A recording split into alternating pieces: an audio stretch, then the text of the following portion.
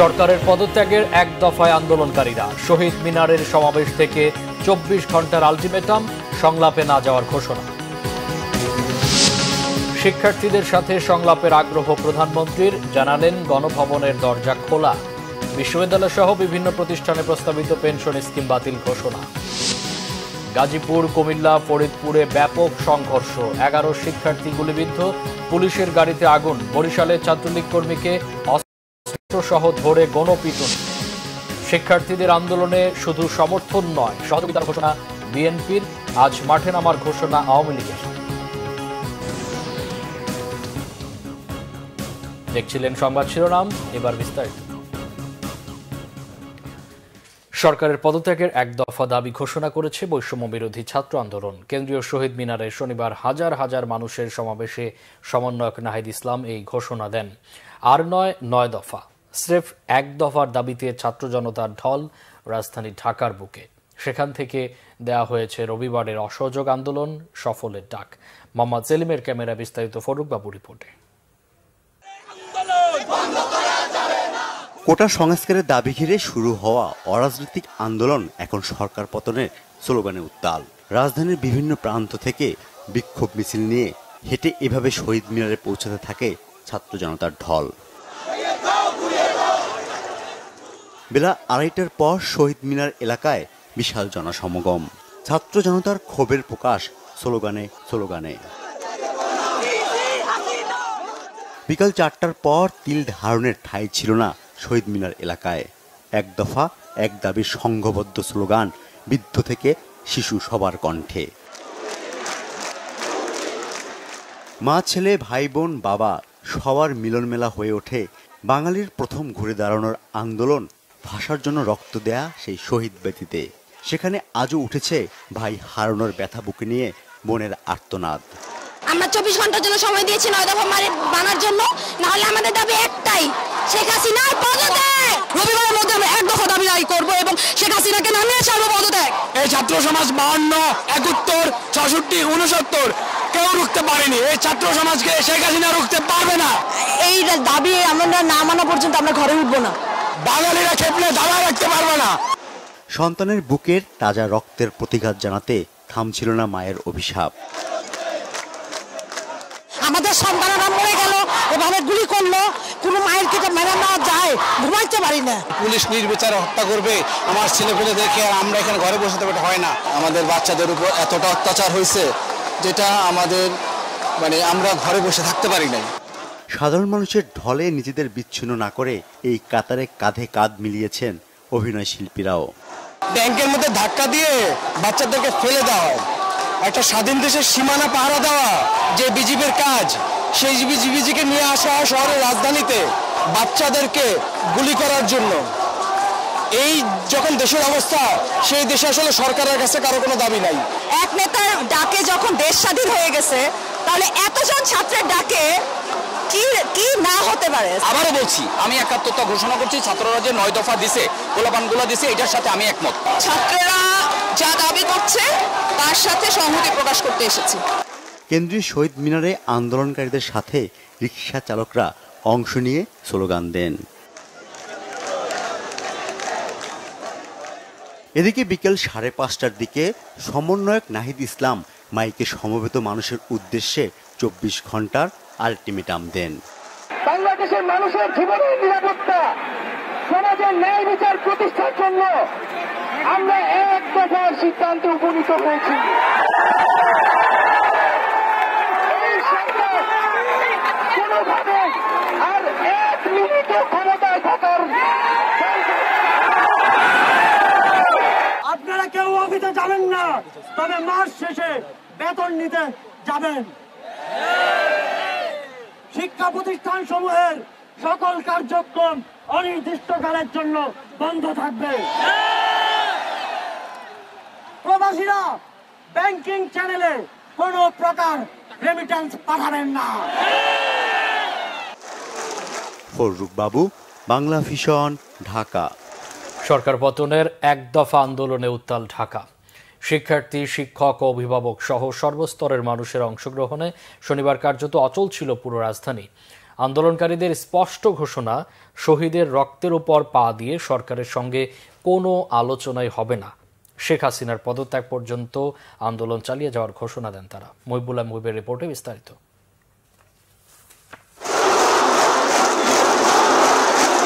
বেলা বাড়ার সঙ্গে সঙ্গে মিরপুর 10 নম্বর গোল চত্বর হয়ে ওঠে জনসমুদ্র।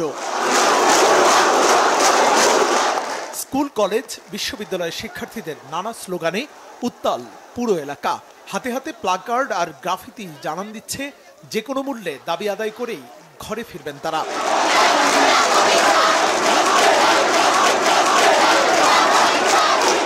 নিয়ে এই রাজপথে নেমে আসছি, কারণ তার ভবিষ্যৎ যে কোটা শুরু হয়েছে এই দেশে, আপনার ভারতের 18 লক্ষ লোক আমার দেশে কর্ম করে, অথচ আমার দেশের লোক রিক্সা চালায়। তাতে ছাত্রলীগ যে হাতের রামদা চাপাটি নিয়ে আমাদের দাবড়াইছে, তার কি হবে? আমাদের আন্দোলন কেন আমার ভাই বললো, কেন আমার বোন বললো? এক দফা এক দাবি শেখ হাসিনার পদত্যাগ। এক দফা চলবে, বুঝেছেন? আমরা অন্য কোনো কথা চাই না। আর যদি এটা না মানতে পারে, আমার একটা ভাইয়ের প্রাণ ফিরিয়ে দিক, আমরা একজনের রাজপথে থাকবো না। 2024-এ এসে এতটুকু খারাপ একটা অবস্থা হবে স্টুডেন্টদের, এটা আমরা কখনোই আশা করিনি। রাজধানীর সায়েন্স ল্যাবের মোড়ে সড়ক অবরোধ করে অবস্থান নেয় শিক্ষার্থীরা। তাদের সাথে যোগ দেন বিভিন্ন স্কুল কলেজের শিক্ষকরাও। এ সময় তারা এক দফা দাবিতে বিভিন্ন স্লোগান দিতে থাকে। শিক্ষার্থীরা জানান, তাদের সহপাঠীদের হত্যার বিচার এবং প্রধানমন্ত্রীর পদত্যাগ না করা পর্যন্ত রাজপথে থাকবেন তারা। ভয় ভীতি সারা বাংলাদেশের মানুষের মধ্যে আছে, কিন্তু আমার মনে হয় তারা এখন সেই সমস্ত ভয়কে অতিক্রম করে গেছে। আমরা ঘরে ফিরে যাব আমাদের দাবি না মানা পর্যন্ত। আমাদের দাবি এখন একটাই, এক দফা দাবি, শেখ হাসিনার পতন। আমাদের ভাইয়ের প্রাণের জন্য হইলেও আমাদের তো রাজপথে নামা লাগবে। তারা প্রাণ দিছে কাদের জন্য? অবশ্যই আমাদের জন্য। তো আমরা যদি এখন পিছপা হয়ে যাই, তাহলে এটা বেইমানি হয়ে যায়। আমাদের এত ভাইয়ের রক্ত গেছে, আমরা আরো রক্ত দিয়ে হলেও আমাদের দাবি মানাবো। এই যে বাচ্চাগুলোর উপরে যেই যেটা করা হলো, এই যে আন্দোলনের তকমা দিয়ে যে আপনার ওই যে দমন পীড়ন, গোলাগুলি করা, এগুলো কি কখনোই কোনো একটা সভ্য সমাজের সভ্য মানুষের কাজ হয়েছে? শান্তিপূর্ণভাবে রামপুরার আফতাবনগরে ইস্ট ওয়েস্ট ইউনিভার্সিটির সামনে শিক্ষার্থীরা তাদের কর্মসূচি পালন করেছে। বিভিন্ন ইউনিভার্সিটির শিক্ষার্থী, অভিভাবক অংশগ্রহণ করেন আন্দোলনে। বড় ভাইদেরকে মারা হয়েছে, আমার আবু সাইদকে মারা হয়েছে, রংপুরে আমার বড় ভাই আবু সাইদকে মারা হয়েছে। সেজন্য আমরা একটা শান্তিপূর্ণ আন্দোলন করতে চেয়েছি। তার মধ্যে পুলিশরা এসে আমাদের ভাইদেরকে মেরে একটা অশান্তিপূর্ণ আন্দোলন করতে চেয়েছে। ওনার শাসনামল একটা নির্দিষ্ট ধরনের শাসনামলে পরিণত হয়েছে। একটা স্বাধীন বাংলাদেশের ইতিহাসকে উনি সম্পূর্ণ পরিমাণে বিকৃত করছে। উনি বাংলাদেশের মানচিত্রটাকে রক্ষাত্মক করছে। আমরা যেন স্বাধীন দেশে স্বাধীনভাবে আমাদের অধিকার বলতে পারি এবং আমরা স্বাধীনভাবে চলতে পারি। এদিকে দুপুর 12টা থেকে যাত্রাবাড়ির দনিয়া কলেজের সামনে জড়ো হতে থাকেন শিক্ষার্থীরা। এক পর্যায়ে মেয়র হানিফ ফ্লাইওভারের টোল প্লাজা থেকে শনির আখড়া পর্যন্ত পুরো রাজপথ শিক্ষার্থীদের দখলে চলে যায়। এ সময় শিক্ষার্থীদের সাথে তাদের অভিভাবক ও সাধারণ মানুষকেও সংহতি জানাতে দেখা যায়। ঢাকা চট্টগ্রাম মহাসড়কের যান চলাচল বন্ধ হয়ে যায়।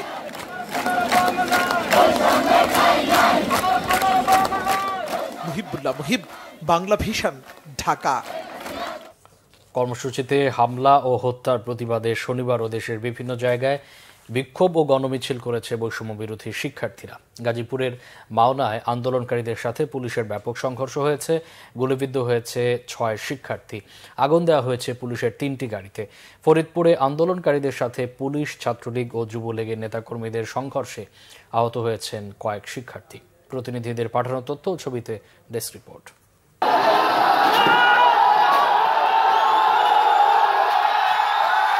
শনিবার সকালে গাজীপুরের শ্রীপুরের ঢাকা ময়মনসিংহ মহাসড়কের মাওনায় অবস্থান নেয় বৈষম্য বিরোধী ছাত্র আন্দোলন।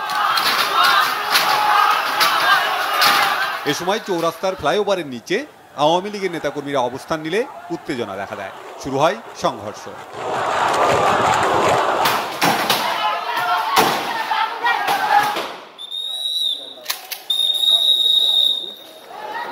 পুলিশ বাধা দিলে উত্তেজিত ছাত্ররা পুলিশ বক্সে ভাঙচুর চালিয়ে আগুন ধরিয়ে দেয়। আগুন দেওয়া হয় পুলিশের 3টি গাড়িতে। পরিস্থিতি নিয়ন্ত্রণে টিয়ারশেল ও গুলি ছোড়ে পুলিশ। গুলিবিদ্ধ হয় 6 শিক্ষার্থী।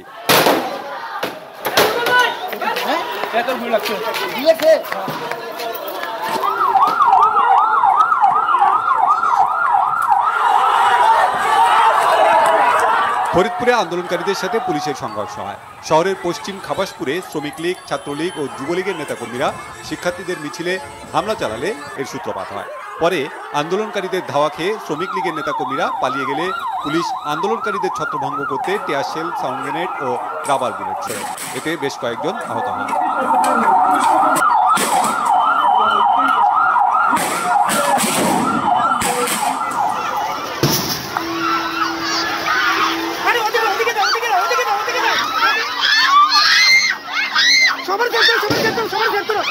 কুমিল্লা নগরীর রেসকোর্স এলাকায় বৈষম্য বিরোধী ছাত্র আন্দোলনের শিক্ষার্থীদের ধাওয়া দেয় যুবলীগের কর্মীরা। এ সময় অন্তত 30টি গুলি করা হয়। গুলিবিদ্ধ হয় 5 শিক্ষার্থী। ঢাকা চট্টগ্রাম মহাসড়কের কুমিল্লার চান্দিনায় উপজেলা সহকারী কমিশনারের গাড়িতে আগুন দেয় শিক্ষার্থীরা।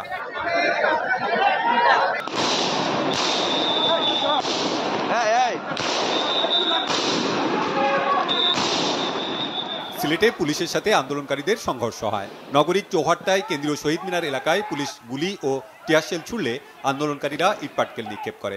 দফায় দফায় সংঘর্ষে চৌহাট্টা রণক্ষেত্রে পরিণত হয়। আহত হন অন্তত 10 জন।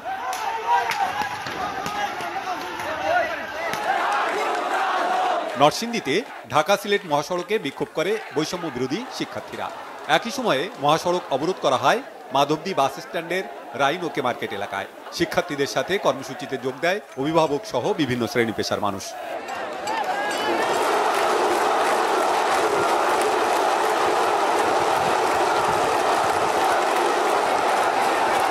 শিক্ষার্থী সহ নানা শ্রেণী পেশার মানুষের উপস্থিতিতে জনসমুদ্রে পরিণত হয় চট্টগ্রামের নিউ মার্কেট মোড়। স্লোগানে স্লোগানে উত্তাল হয়ে ওঠে চারপাশ। শান্তিপূর্ণ আন্দোলনে সরকার এবং পুলিশের ভূমিকা নিয়ে ক্ষুব্ধ প্রতিক্রিয়া জানান শিক্ষার্থীরা।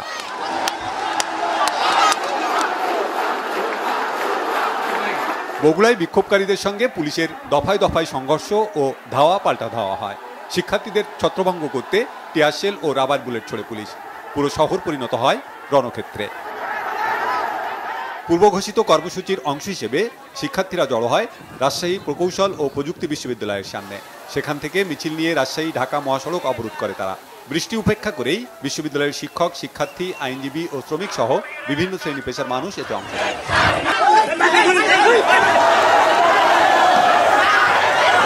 বরিশালে 9 দফা দাবিতে বিক্ষোভ করে শিক্ষার্থীরা।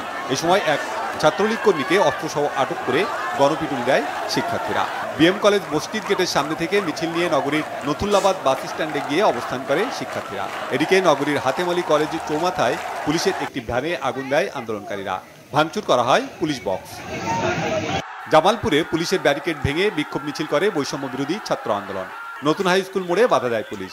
এ সময় শিক্ষার্থী ও সরকারি দলের নেতাকর্মীদের সাথে ধাওয়া পাল্টা ধাওয়া ও দুপক্ষের ইটপাটকেল নিক্ষেপে কয়েকজন শিক্ষার্থী আহত হয়। হবিগঞ্জ ঢাকা সিলেট মহাসড়কে আগুন জ্বেলে অবরোধ করে শিক্ষার্থীরা। এ সময় রাস্তার দুপাশে দীর্ঘ যানজটের সৃষ্টি হয়।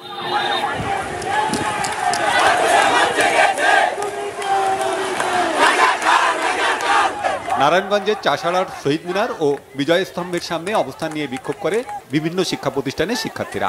সারা দেশে কর্মসূচিতে হামলা ও হত্যার প্রতিবাদ জানায় শিক্ষার্থীরা।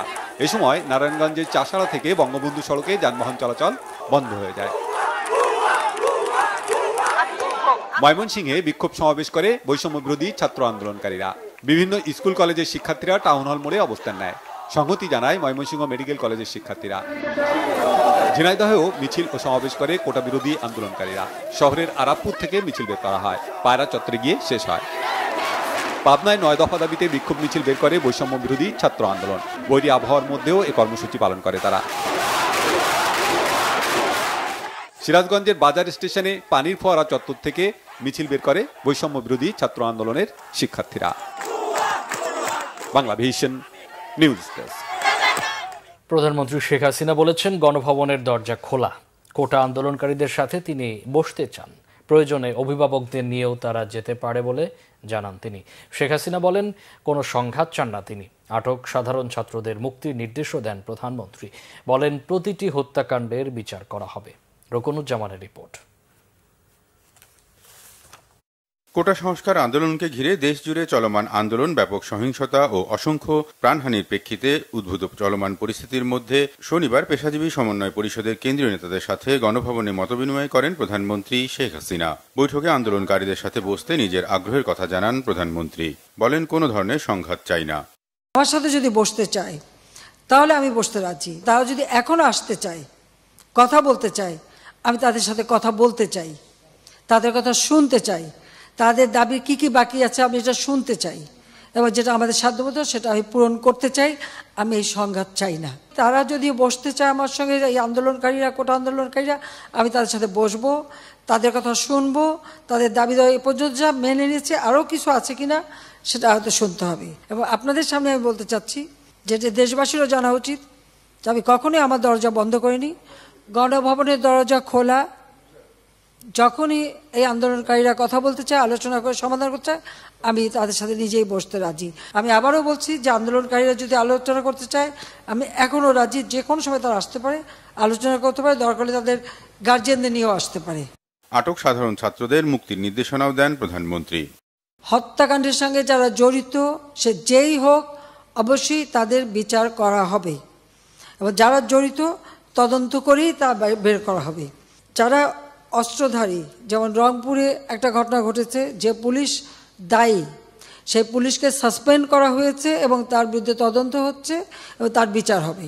আর সাথে সাথে আমি এটাও নির্দেশ দিয়েছি যে এর ভিতরে যারা নিরীহ আছে তাদের সবাইকে, এবং ছাত্র যারা একেবারে খুনের সাথে জড়িত না বা এই সমস্ত ধ্বংসাত্মক কাজের সাথে জড়িত না, তাদেরকে মুক্তি দেওয়া শুরু করবে, এবং সেটা শুরু হয়ে যাচ্ছে।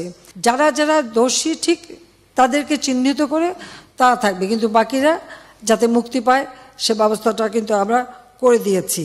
এছাড়া গণভবনের মতবিনিময় সভায় বিশ্ববিদ্যালয়, স্বায়ত্তশাসিত প্রতিষ্ঠান ও সরকারি প্রতিষ্ঠানে প্রস্তাবিত সার্বজনীন পেনশন ব্যবস্থা বাতিল ঘোষণা করেন প্রধানমন্ত্রী শেখ হাসিনা। বাতিল করে দিয়েছি। রকুনুজ্জামান, বাংলা ভিশন, ঢাকা। এদিকে রাতে এক মত বিনিময় সভায় প্রধানমন্ত্রী শেখ হাসিনা বলেছেন, একটি উন্নয়নশীল দেশের মর্যাদা অর্জন করেছি আমরা। এর পেছনে বর্তমান সরকারের দীর্ঘকালের নিরলস পরিশ্রমের কথা উল্লেখ করেন তিনি। 24টি সরকারি বেসরকারি বিশ্ববিদ্যালয়ের উপাচার্য ও শিক্ষক এবং 23টি কলেজের অধ্যক্ষের সঙ্গে গণভবনে এই মত বিনিময় করেন প্রধানমন্ত্রী। দীর্ঘক্ষণ ধরে তিনি শিক্ষকদের বক্তব্য মনোযোগ দিয়ে শোনেন। বাংলাদেশকে আরও এগিয়ে নিয়ে যাওয়ার পরিকল্পনার কথা তাদেরকে জানান। দেশের 58টি জেলাকে এরই মধ্যে ভূমিহীন, গৃহহীন মুক্ত করার সাফল্যের কথা উল্লেখ করেন প্রধানমন্ত্রী শেখ হাসিনা। বলেন, আর সামান্য যে কটি জেলা আছে সেগুলোকে ভূমিহীন, গৃহহীন মুক্ত করতে পারলে বাংলাদেশে আর কেউ হতদরিদ্র থাকবে না। অথচ এই দেশটিকে একসময় দুর্ভিক্ষ আর ঝড় জলোচ্ছ্বাসের দেশ হিসাবে করুণা করত মানুষ। প্রায় 21,000 নেতাকর্মী সারা বাংলাদেশে মৃত্যুবরণ করে, পঙ্গু হয়, তাদের চোখ তুলে নেওয়া, হাত কেটে দেওয়া, অনেক কষ্ট পেতে হয়। 2013 সালে অগ্নিসন্ত্রাস, প্রায় 3,000 মানুষ, অনেক সাধারণ মানুষও আগুনে পুড়িয়ে তাদের হত্যা করা হয়, সেই 27 জন পুলিশ। আজকে যারা ইয়াং যুবক, এমনকি যেটা মনে করি হয়তো 20 বছর বা 22 বছর 25, তারা হয়তো মনে করে যে বাংলাদেশ এখন যেমন দেখছে তেমনই ছিল, কিন্তু মাত্র 2008 সালের বাংলাদেশও যদি তারা চিন্তা করতো, দেখতো তারা এই বাংলাদেশ ছিল না। ছাত্রদের যৌক্তিক আন্দোলনে শুধু সমর্থন নয়, সব রকমের সহযোগিতা দেওয়ার কথা বলেছেন বিএনপির মহাসচিব মির্জা ফখরুল ইসলাম আলমগীর। ছাত্রদের সাথে দেশবাসী ও নেতাকর্মীদের পাশে থাকার আহ্বান জানান তিনি। বলেন, গণ জাগরণ শুরু হয়েছে, এখন বিজয়ের দ্বার প্রান্তে। আরও জানাচ্ছেন জাহাঙ্গীর আকন্দ। কারাবন্দী দলের 2 স্থায়ী কমিটির সদস্য নজরুল ইসলাম খান ও আমির খসরু মাহমুদ চৌধুরীর পরিবারের খোঁজ খবর নিতে তাদের বাসায় যান বিএনপির মহাসচিব মির্জা ফখরুল ইসলাম আলমগীর। এ সময় 2 নেতার পরিবারের খোঁজ খবর নেন তিনি। পরে সাংবাদিকদের বিএনপির মহাসচিব বলেন, নজরুল ইসলাম খান ও আমির খসরু মাহমুদ চৌধুরী দুজনই অসুস্থ এবং বয়স্ক মানুষ। কারাগারে তাদের অমানবিকভাবে রাখা হয়েছে। পরিবার তাদের ওষুধ ও ইনসুলিন পর্যন্ত পাঠাতে পারছেন না। জেল কর্তৃপক্ষকে মানবিক আচরণের আহ্বান জানান তিনি। বলেন, ভয়কে জয় করে ছাত্রদের সাথে যোগ দিয়েছেন সাধারণ মানুষ। দেশে এখন একটা গণজাগরণ শুরু হয়ে গেছে। ছাত্রদের যে বৈষম্য বিরোধী যে আন্দোলন, সেই বৈষম্য বিরোধী আন্দোলনে সব ধরনের আপনার মানুষরা, সব পেশার মানুষ, সব ধরনের মানুষেরা কিন্তু আপনার এখানে যুক্ত হয়েছেন এবং তারা যুক্ত হয়েছেন সব ভয়কে উপেক্ষা করে। এই জন্যই আমরা অত্যন্ত আশাবাদী যে তরুণরা যেখানে জেগে ওঠে, ছাত্ররা যেখানে জেগে ওঠে, যুবকরা যেখানে ওঠে, সেই আন্দোলনকে সে পরাজিত করা কারো পক্ষে সম্ভব না। শত শত ছাত্রকে তারা হত্যা করেছে। আবারও যখন আমরা দেখতে পাই যে তাদেরকে গণকবর দেওয়া হয়েছে, আমি যেটা দেখলাম পত্রিকায় যে প্রায় 59 জনকে গণকবর, পাকিস্তানি হানাদার বাহিনীকেও তো হারিয়ে যাচ্ছে, চিন্তাই করা যায় না এটা। আমি মনে করি যে আপনার এই আন্দোলন তার বিজয়ের দ্বার প্রান্তে এসে গেছে এবং বিশ্বাস করি ইনশাআল্লাহ এই জনগণের বিজয় অবশ্যই হবে, ছাত্রদের বিজয় অবশ্যই হবে। অসহযোগ সহ ছাত্রদের ঘোষিত আন্দোলনে নিজেদের সমর্থনের কথা জানান বিএনপির মহাসচিব। আমরা আরও বেশি দৃঢ়তার সঙ্গে বলতে চাই যে ছাত্রদের এই যৌক্তিক আন্দোলন, এই আন্দোলনে আমাদের শুধু সমর্থন নয়, আমাদের সর্ব রকমের সহযোগিতার সহমত তাদের সঙ্গে থাকবে। এবং যেহেতু তাদের আন্দোলন এটা, আমরা একটা রাজনৈতিক দল হিসাবে আমাদের যে দায়িত্ব কর্তব্য, সেই দায়িত্ব কর্তব্য আমরা পালন করছি, আমরা করতে থাকবো। এবং আমাদের সমস্ত দেশের সকল নেতাকর্মীকেও আমরা এই আহ্বান জানাতে চাই যে ছাত্রদের এই যৌক্তিক আন্দোলনে সকলের সর্বাত্মক সহযোগিতা প্রদান করা। সবাইকে ঐক্যবদ্ধ হওয়ার আহ্বান জানান মির্জা ফখরুল ইসলাম আলমগীর। তাদের ওষুধগুলো তারা ঠিক মতো খাওয়াতে পারছে। জাহাঙ্গীর আকন্দ, বাংলা ভিশন, ঢাকা।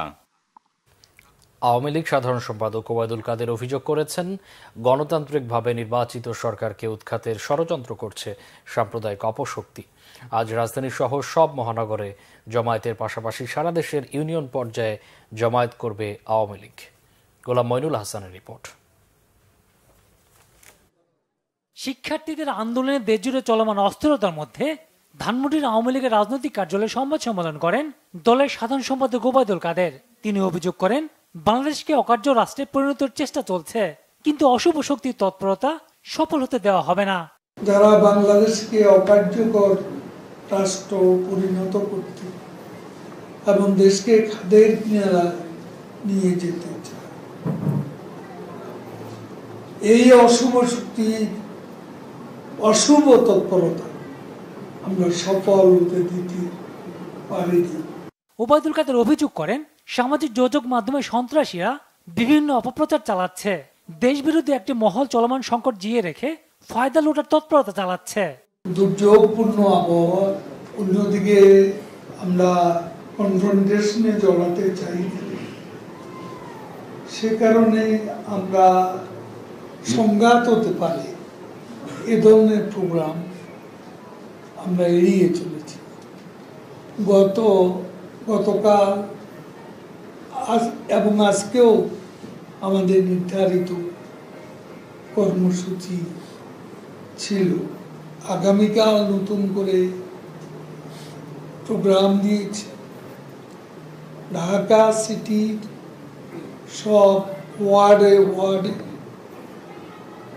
জমায়েত এবং বাংলাদেশের সকল জেলা ও মহানগরী জমায়েত। সোমবার আওয়ামী লীগ শোক মিছিল করবে বলেও জানানো হয় সংবাদ সম্মেলনে। গোলাম মইনুল হাসান, বাংলা ভিশন, ঢাকা। স্বরাষ্ট্রমন্ত্রী আসাদুজ্জামান খান বলেছেন, শিক্ষার্থীদের সব দাবি মেনে নেওয়া হয়েছে, তাই অসহযোগ আন্দোলন তুলে নেওয়া উচিত। শনিবার রাতে সচিবালয়ে এক ব্রিফিংয়ে তিনি কথা বলেন, জানান কারফিউ অব্যাহত থাকবে। ঢাকা, নারায়ণগঞ্জ, গাজীপুর ও নরসিংদীতে সকাল 6টা থেকে রাত 9টা পর্যন্ত কারফিউ শিথিল থাকবে। এ সময় পদত্যাগের বিষয়ে প্রশ্ন করলে মন্ত্রী বলেন, প্রধানমন্ত্রী চাইলে পদত্যাগ করবেন। কোটা আন্দোলনকারীর সব দাবি আমরা মেনে নিয়েছি, যেগুলি তাদের দাবি ছিল সব দাবি কোর্ট এবং আমাদের থেকে মানা হয়ে গিয়েছে। তারা যা যা পরবর্তী দাবিগুলি করেছিল, পুলিশের বিচারের আওতায় আনার সেও আমরা করেছি। আন্দোলন যেই জায়গাটিতে গিয়েছে, এইটা তাদের কাম্য কোনো দিনও ছিল না আমরা মনে করি। আন্দোলনকারীরা সেই কোটা আন্দোলনে নেই, ছাত্রদের আন্দোলনে নেই, এখন রাজনৈতিক আন্দোলনে চলে গিয়েছে। কাজেই এইটা আর ছাত্রদের মিসলিড করে, মিসগাইড করে, ভুল বুঝিয়ে এই আন্দোলন অন্যদিকে নেওয়ার জন্য যারা প্রচেষ্টা নিয়েছে তারাই এই কাজগুলি করছে। আপনি সহ অন্যদের সেই স্যাক্রিফাইসটা করার সময় আছে কিনা যে মন্ত্রিত্ব থেকে আপনারা সরে দাঁড়াবেন? তা প্রয়োজন হলে এইরকম যদি কিছু সিচুয়েশন আছে, মাননীয় প্রধানমন্ত্রী যদি মনে করেন, তো আমরা সবসময় দেশের জন্য কাজ করি, আমরা সেইটা করব যদি প্রধানমন্ত্রী মনে করেন। সেনাবাহিনী প্রধান জেনারেল ওয়াকারুজ্জামান বলেছেন, জনগণের স্বার্থে এবং রাষ্ট্রের যে কোনো প্রয়োজনে বাংলাদেশ সেনাবাহিনী সবসময় জনগণের পাশে আছে এবং থাকবে। সেনা সদরে হেলমেট অডিটোরিয়ামে নিয়মিত কার্যক্রমের অংশ হিসেবে শনিবার অফিসার্স অ্যাড্রেস গ্রহণ করেন সেনাবাহিনী প্রধান। এ সময় তিনি সেনা কর্মকর্তাদের উদ্দেশ্যে দেশের চলমান নিরাপত্তা পরিস্থিতির উপর আলোকপাত করে সেনাবাহিনীর কার্যক্রম সম্পর্কে বিভিন্ন দিক নির্দেশনা দেন এবং তাদের বিভিন্ন প্রশ্নেরও উত্তর দেন। আইএসপিআর এর এক সংবাদ বিজ্ঞপ্তিতে এই তথ্য জানানো হয়েছে। সেনাবাহিনী প্রধান জেনারেল ওয়াকারুজ্জামান বলেন, বাংলাদেশ সেনাবাহিনী দেশের জনগণের আস্থার প্রতীক। যে কোনো পরিস্থিতিতে জনগণের জানমাল ও রাষ্ট্রীয় গুরুত্বপূর্ণ স্থাপনাসমূহের নিরাপত্তা নিশ্চিত করতে সেনাবাহিনীকে নির্দেশ দিয়েছেন তিনি। এছাড়াও সামাজিক যোগাযোগ মাধ্যমে চলমান বিভিন্ন গুজব সম্পর্কে সচেতন থাকার পরামর্শ প্রদানের পাশাপাশি সততা, সত্যনিষ্ঠা, ন্যায়পরায়ণতার সাথে দায়িত্ব পালনের নির্দেশনা দেন সেনাবাহিনী প্রধান। এ সময় সেনা সদরের ঊর্ধ্বতন সামরিক কর্মকর্তাগণ সহ সকল সেনানিবাস হতে ফরমেশন কমান্ডারগণ সহ সকল পদবীর সেনা কর্মকর্তাগণ ভিডিও টেলিকনফারেন্স ভিটিসির মাধ্যমে অংশ নেন। চট্টগ্রামে শিক্ষামন্ত্রী ও বিএনপির 3 নেতার বাসায় শনিবার হামলা করা হয়েছে। শিক্ষামন্ত্রী মহিবুল হাসান চৌধুরীর ব্যক্তিগত সহকারী রাহুল দাস জানান, বৈষম্য বিরোধী ছাত্র আন্দোলনের মিছিল থেকে একটি পক্ষ মহানগরীর চশমা হিলে মেয়র গলিতে ঢুকে মন্ত্রীর বাসায় হামলা চালায়। 2টি গাড়ি ভাঙচুর ও একটিতে আগুন ধরিয়ে দেওয়া হয়। ভাঙচুর করা হয় ঘরের আসবাবপত্র। হামলার সময় মন্ত্রী না থাকলেও পরিবারের অন্য সদস্যরা বাসায় ছিলেন। তবে হামলার অভিযোগ অস্বীকার করেছেন বৈষম্য বিরোধী ছাত্র আন্দোলনের সহ সমন্বয়ক খান তালাত মাহমুদ। তিনি জানান, তাদের বিক্ষোভ মিছিলের কর্মসূচি টাইগার পাস মোড়ে গিয়ে শেষ হয়। ওই হামলার 1 ঘণ্টার মধ্যে চট্টগ্রামে বিএনপির স্থায়ী কমিটির সদস্য আমির খসরু মাহমুদ চৌধুরী, মহানগর বিএনপির আহ্বায়ক এরশাদুল্লাহ ও সাবেক আহ্বায়ক ডাক্তার শাহাদাত হোসেনের বাসায়ও হামলা করা হয়। হামলার জন্য আওয়ামী লীগ ও এর অঙ্গ সংগঠনকে দায়ী করেছেন বিএনপি নেতারা। এদিকে বিকেল 5:30টায় মহানগরীর লালখান বাজারে চট্টগ্রাম 10 আসনের সংসদ সদস্য মোহাম্মদ মহিউদ্দিনের কার্যালয়ে হামলা ও আগুন দেওয়া হয়। শিক্ষার্থীদের যৌক্তিক দাবি নিয়ে আলোচনা না করে নিরস্ত্র মানুষের উপর গুলি চালিয়ে দমন করতে চাওয়ার কারণেই মহা সংকটে সরকার। মন্তব্য জাতীয় পার্টির রসন অংশের নির্বাহী চেয়ারম্যান কাজী ফিরোজ রশিদের। শিক্ষার্থীদের ন্যায্য দাবির পক্ষে ও এই আন্দোলনে হতাহতের প্রতিবাদে শনিবার ঢাকা রিপোর্টার্স ইউনিটি মিলনায়তনে সংবাদ সম্মেলনে এই মন্তব্য করেন কাজী ফিরোজ রশিদ। তিনি অভিযোগ করেন, হেলিকপ্টার দিয়ে হামলা করা হয়েছে, সেনাবাহিনী নামানো হয়েছে। বলেন, নারকীয় হত্যাকাণ্ডের দায় ওবায়দুল কাদের এড়াতে পারেন না, তার নির্দেশেই হত্যাকাণ্ড হয়েছে।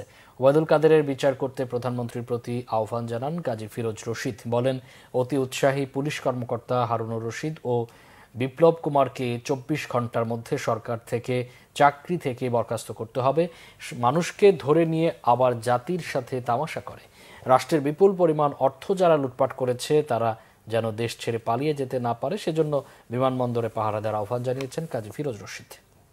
এইটা দায় দায়িত্ব এই আওয়ামী লীগের সাধারণ সম্পাদক ওবায়দুল কাদের দিতে পারেন না।